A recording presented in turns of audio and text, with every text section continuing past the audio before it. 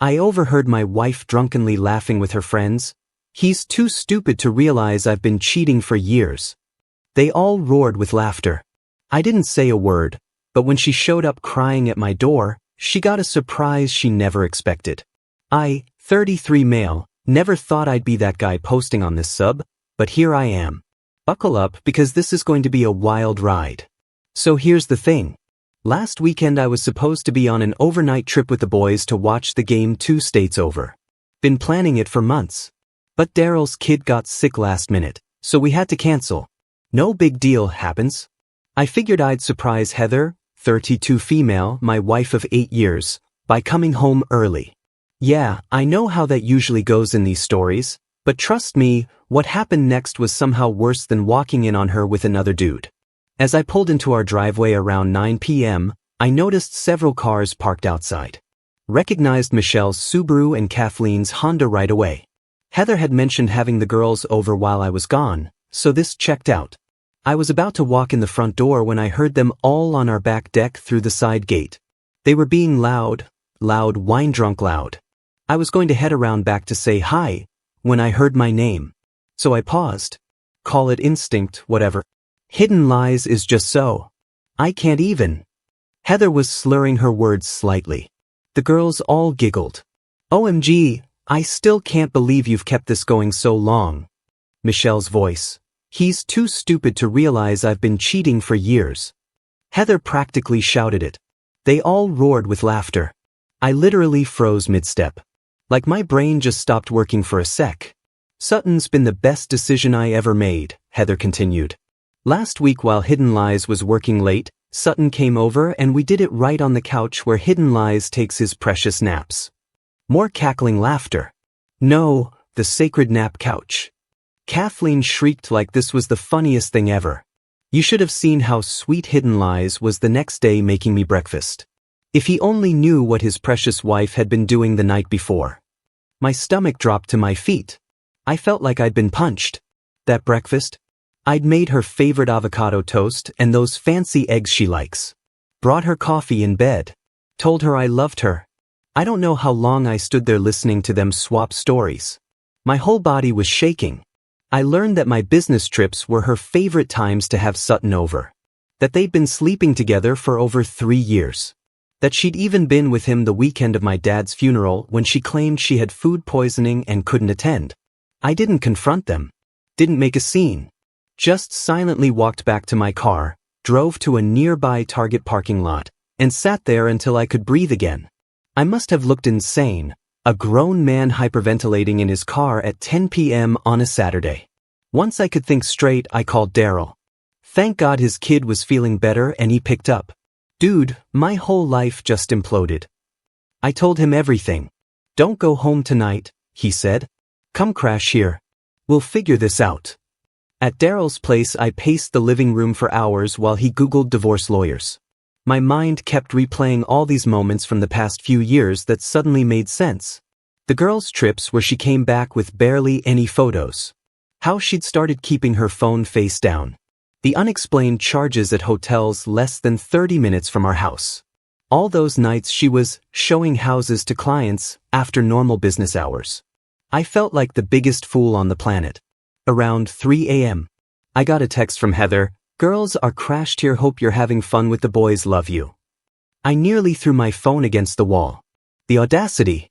You need to be smart about this, Daryl said, taking my phone. Don't tip her off. Not yet. The next morning I pretended everything was normal. Told her I'd crashed at Daryl's after drinking too much. She bought it completely. Even had the nerve to complain about having to clean up after the girls while nursing her hangover. Over the next week I went into reconnaissance mode. When she was in the shower I checked her phone. Thousands of texts with Sutton, client, going back years. Hotel receipts. Explicit photos. I took screenshots of everything and emailed them to myself. I checked our finances. Hundreds of unexplained charges at restaurants I'd never been to. Lingerie I'd never seen. She'd even used our joint account to book a weekend getaway while I was at my dad's funeral. Each discovery was like another knife in my chest. 8 years of marriage. All the times I defended her to my family when they said she seemed self-centered. All my plans and dreams for our future. Our talks about starting a family next year. All ashes.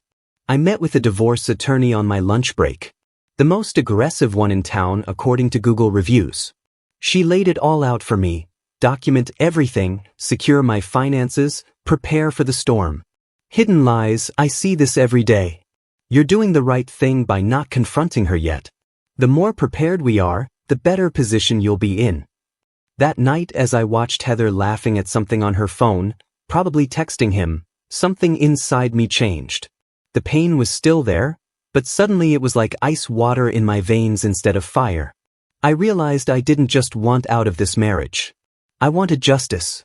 See, Heather built her whole identity around being respected and admired. Her social status, her reputation, her image as this perfect wife with a perfect life that she carefully curated on Instagram. She prided herself on being the one everyone came to for advice, the moral compass of her friend group. And now I had proof that it was all a lie. I started making moves. Transferred half our savings to a new account in just my name. Password protected important documents. Made a detailed list of all our assets. Photographed everything valuable in the house. All stuff my lawyer recommended. Meanwhile, I pretended everything was fine. Kissed her goodbye in the mornings. Asked about her day. Watched Netflix beside her while she texted Sutton right next to me. Each day I played the role of oblivious husband, while methodically preparing to blow up her entire world. 2 weeks in I was ready. I had everything documented, financial statements, evidence of the affair, a new apartment lease signed and paid for, support from my family who were horrified by what she'd done. The hardest part was keeping my cool when she'd look me in the eyes and lie. When she'd say, "I love you," before bed. When she suggested we start trying for that baby next month. Each time I wanted to scream in her face, but I stayed calm. Because I knew something she didn't. The woman who laughed about how stupid I was had no idea I was about to become the most methodical, unforgiving force she'd ever faced. And I was going to do it all completely by the book. TLDR, overheard wife bragging to friends about cheating for years. Instead of confronting her, I've spent weeks gathering evidence and preparing the most comprehensive divorce strategy possible. The countdown to D-Day has begun. First off, holy, you guys, I didn't expect my post to blow up like that. Thanks for all the support and the Reddit gold. WTF. For those asking if this is creative writing practice, I wish. It's been 3 weeks since my last update. A lot has happened, so buckle up. Remember how I mentioned having a plan? Well, I've been executing it with military precision. The day after my last post I noticed something weird. Heather started being extra nice, making my favorite dinners, initiating sex, even suggesting we look at houses in better neighborhoods. At first I thought she somehow found out I knew, but then I realized, guilt. Classic cheater behavior according to all the Reddit threads I'd been obsessively reading at 3 a.m. Let me break down exactly what I've been doing. Finances, this was priority number 1. I'd already moved half our savings to my personal account. Next I documented every single expense related to her affair. Those hotel charges, itemized. The dinners she claimed were with clients but were actually with Sutton, spreadsheet. The lingerie she bought for him, photographed the receipts. My lawyer said this could be considered dissipation of marital assets. Basically, she spent our money on her affair. I also froze our joint credit cards. Told her there was suspicious activity and the bank was sending new ones. Technically true. This gave me time to remove her as an authorized user on my main card. The look on her face when her card got declined at Sephora, priceless. She called me ranting about how embarrassing it was. I just played dumb and said the new cards must be delayed. Property, I quietly moved my important stuff to my new apartment. Not everything at once, just irreplaceable things like my dad's watch, family photos, and important documents. I did this while she was showing houses, aka screwing Sutton. Each time I moved something out I replaced it with a cheap duplicate or just rearranged things so she wouldn't notice. The evidence packet, this is where Daryl was clutch.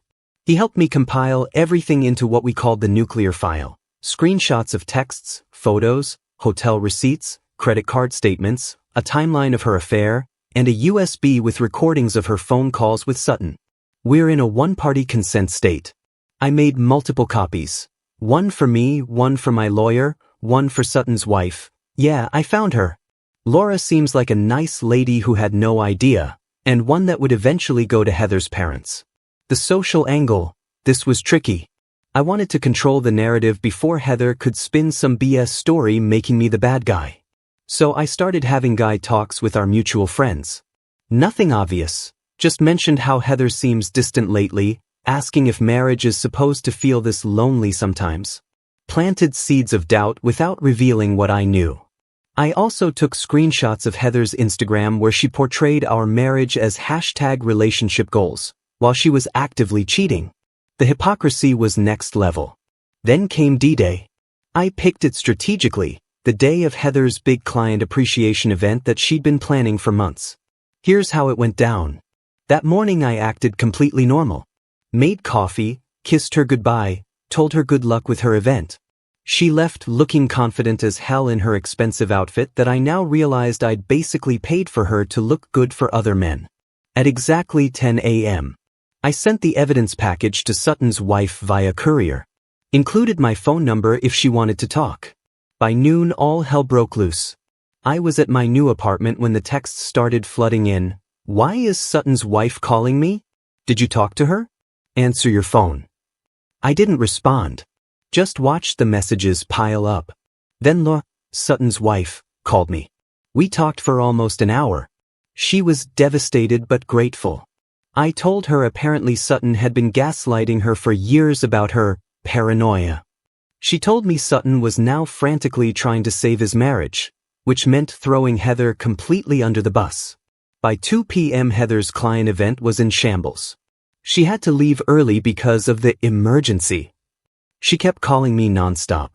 At 3 p.m., I sent a brief factual email to her parents. No emotional language, just the timeline and key evidence. I've always respected them and they deserve to know who their daughter really is. I explained I didn't want to hurt them but I couldn't let Heather control the narrative. By 6 p.m., I was sitting calmly in our living room when Heather finally came home. Her mascara was everywhere and she looked like she'd aged 10 years in one day. She started with anger. How dare I tell Laura? How could I betray her like this? Then quickly moved to bargaining when she realized I wasn't reacting. She tried everything, tears, screaming, seduction, more tears. I just sat there calm as a cucumber and said, "We both know exactly what's going on." Then I handed her the divorce papers my lawyer had prepared. The color drained from her face when she realized this wasn't a spontaneous reaction, that I'd been planning this for weeks while sleeping next to her every night. That's when she noticed some of my things were missing. I told her I'd be staying elsewhere and that she had 3 days to figure out her living situation before I informed our landlord about the breach of our lease agreement. We had a morality clause, another thing my lawyer found useful. The next few days were interesting. She swung between threatening me, "You'll never get away with this," begging, "We can fix this, it was just physical, I've always loved only you," and trying to play the victim, "I was lonely, you work too much." Meanwhile her social circle was imploding. Michelle and Kathleen ghosted her once they realized their role in this might become public. Her parents called her and had a very disappointing conversation, her mom's words when she called to apologize to me. And Sutton, that coward, was in full damage control with his wife, telling her Heather was obsessed with him and wouldn't leave him alone. The financial reality hit her hard when she realized half our savings was legally moved to my account. Her access to our joint credit cards was gone. She couldn't afford the rent on her own. Her event disaster meant she'd probably lose clients. Yesterday was the final nail. She found out from mutual friends that everyone knows what she did, not because I went around telling people directly, but because Sutton's wife apparently told her friends, who told their friends, and so on. The social circle she'd carefully built around her perfect image was collapsing. She showed up at my new apartment last night. Somehow she got my address, probably from her friend who works at the leasing office across town. She was sobbing on my doorstep, makeup running, looking completely broken. For a split second I almost felt bad for her. Almost. I let her in because my neighbors were starting to notice, and I'm not about creating scenes. She immediately launched into how she'd made a terrible mistake, how she'd do anything to fix it, how she couldn't believe she'd risked our marriage for someone like Sutton. I just looked at her and said, "Remember when you told your friends I was too stupid to realize you were cheating?" Surprise. The look on her face when she realized I'd heard everything that night. I can't even describe it. Pure shock, then horror, then shame. She started to say something about how she didn't mean it, she was drunk, it was just talk, blah blah blah. I cut her off and told her to sit down because I had something to show her. When Heather showed up crying at my door, she got a surprise she never expected, a complete breakdown of her new financial reality. I had spreadsheets, projections, and a detailed accounting of exactly how she was going to be after this divorce. TLDR, executed my plan perfectly.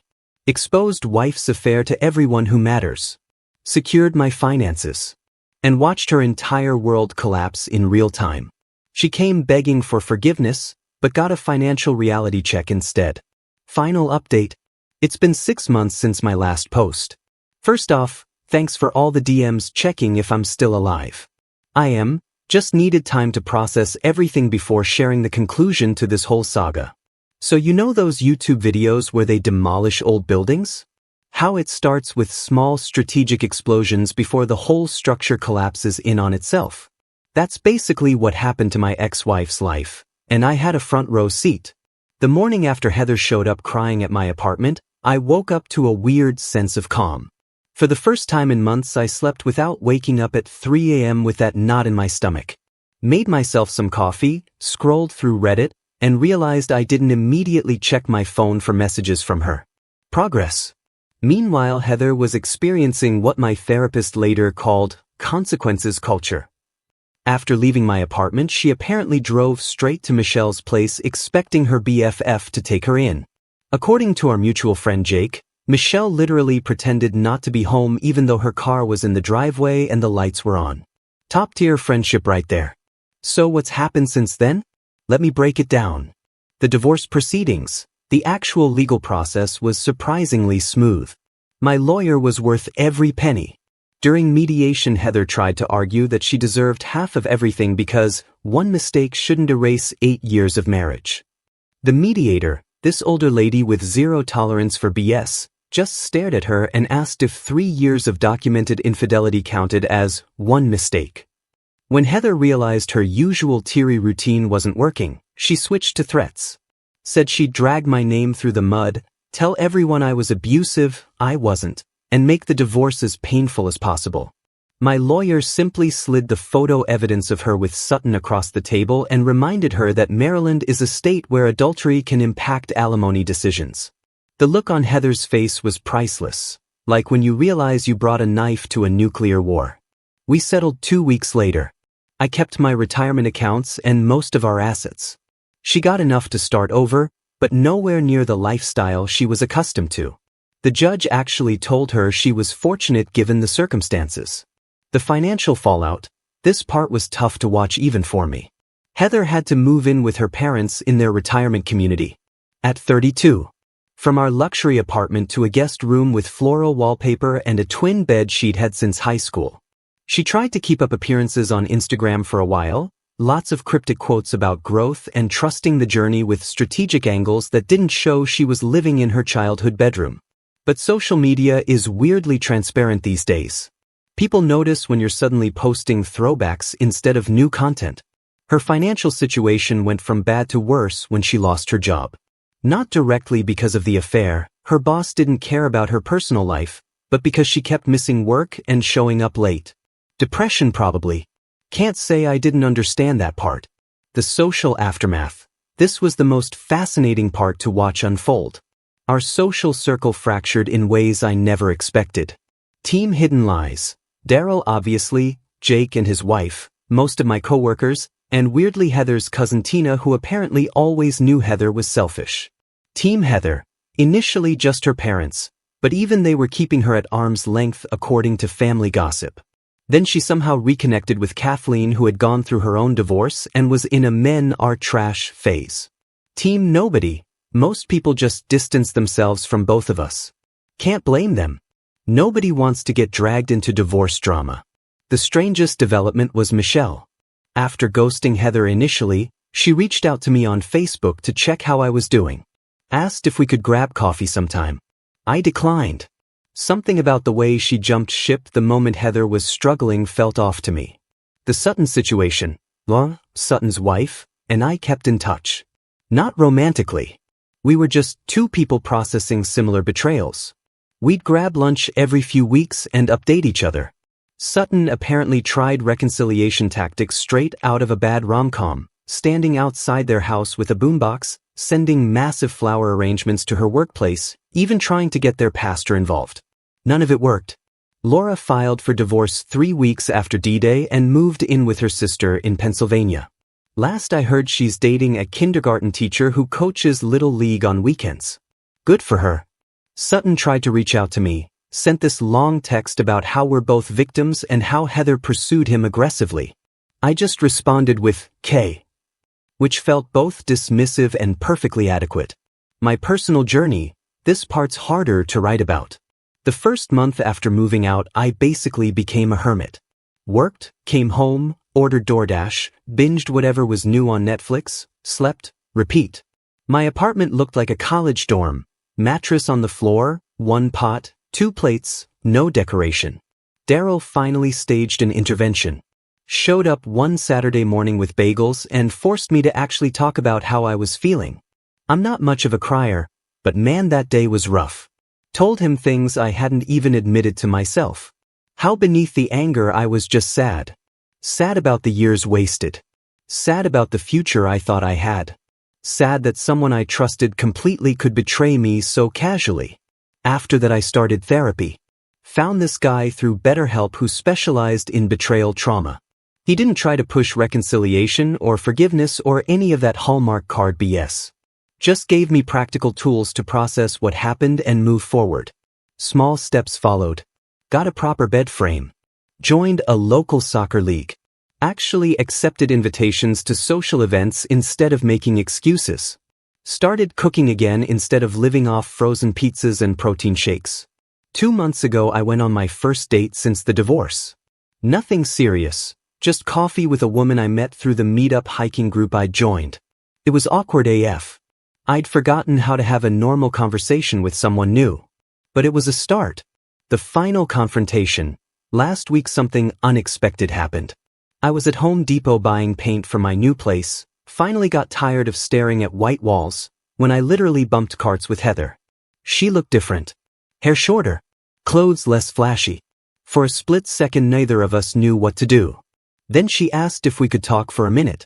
Against my better judgment I said yes. We sat on a bench outside, both holding our Home Depot bags like shields. She started with an actual genuine apology. No excuses, no blame shifting. Just acknowledged how badly she'd hurt me and how she'd been working on herself to understand why she'd done it. I won't lie, part of me was waiting for the manipulation, the tears, the attempt to get back together. But it never came. She just wanted me to know she was sorry. That she was in therapy too. And that she hoped I was doing okay. Then she told me she was moving to Chicago for a fresh start. Had an interview lined up and was staying with a college friend until she found her own place. The weirdest part, I realized I felt nothing. Not anger, not pain, not even satisfaction at how things had turned out. Just nothing. Like watching the finale of a show I'd stopped caring about halfway through. We said goodbye awkwardly. No hug. Just a nod as she walked away. She turned back and said something that stuck with me. I know it doesn't matter now, but I really did love you. I just didn't know how to love anyone properly, including myself. I stood there watching her drive away, thinking about how 6 months ago that interaction would have destroyed me all over again. Now it was just a strange Tuesday afternoon errand with an unexpected bump into someone from my past. Where I am now, my new place is coming together. It's smaller than the apartment we shared, but it's mine. No emotional landmines. No memories lurking in corners. Just a space that's slowly beginning to feel like home. Work is good. Friends are good. I'm good, most days anyway. There are still moments when a song comes on or I see something that reminds me of her and it stings, But those moments get fewer and further between. Yesterday I deleted all the evidence files from my computer. Kept backups on a drive locked in my safe just in case, but I don't need those screenshots and timelines taking up space in my digital life anymore. It felt symbolic somehow. Like clearing browser cache, but for my actual life. I've started dating someone new. Taking it slow. She knows the basics of what happened but not the ugly details. She's patient with my trust issues and doesn't push when I need space. It's too early to know if it's going anywhere, but it's nice to feel that eventually. As for Heather, I heard from her mom, who still sends me birthday cards, weirdly, that she's actually doing okay in Chicago. Got the job. Found an apartment. Making new friends. Part of me is genuinely glad. Not because I wish her well particularly, but because it means this chapter is truly over for both of us. The woman who laughed about me being too stupid to see her betrayal ended up learning the hardest lesson of all, that actions have consequences. That reputations take years to build but moments to destroy. And that once trust is broken, some things can never be repaired. And me? I learned that I'm stronger than I knew. That starting over isn't the same as giving up. And that the best revenge isn't destroying someone else's life, it's rebuilding your own better than before. Till divorce finalized. Ex-wife moved across the country. And I'm slowly putting my life back together.